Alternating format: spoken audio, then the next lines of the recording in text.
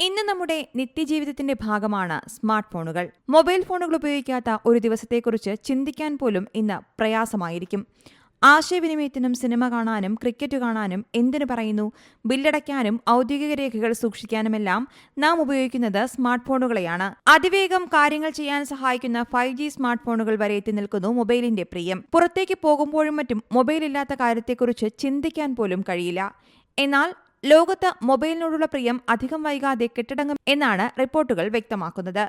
ലോകപ്രശസ്ത ഫ്യൂച്ചറിസ്റ്റും പ്രൊഫസറുമായ അലക്സാണ്ടർ മനു എല്ലാ സാങ്കേതികവിദ്യയും അടുത്ത സാങ്കേതികവിദ്യയ്ക്കുള്ള ഒരു പാലമാണെന്ന് 2023 പറഞ്ഞിട്ടുണ്ട്.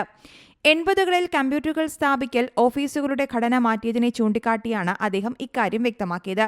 നോക്കിയ സിഇഒ പെക്ക ലുഡ്മാർക്കും 2030ഓടെ സാങ്കേതികവിദ്യ 6G വരുന്നതോടെ വീണ്ടും മാറുമെന്നും വ്യക്തമാക്കിയിട്ടുണ്ട്. സമാനമായ അഭിപ്രായമാണ് മെറ്റ സിഇഒയും വ്യക്തമാക്കുന്നത്. എന്നാൽ ഒരു പടി കൂടി കടന്ന് ഫോണുകൾക്ക് ശേഷമുള്ള പ്രധാന പ്ലാറ്റ്ഫോം എന്താണെന്നും സക്കർബർഗ് സൂചിപ്പിക്കുന്നു. സ്മാർട്ട് ഗ്ലാസുകളാകും സ്മാർട്ട് ഫോണുകൾക്ക് പകരം കളം പിടിക്കുക എന്നാണ് അദ്ദേഹത്തിന്റെ അഭിപ്രായം.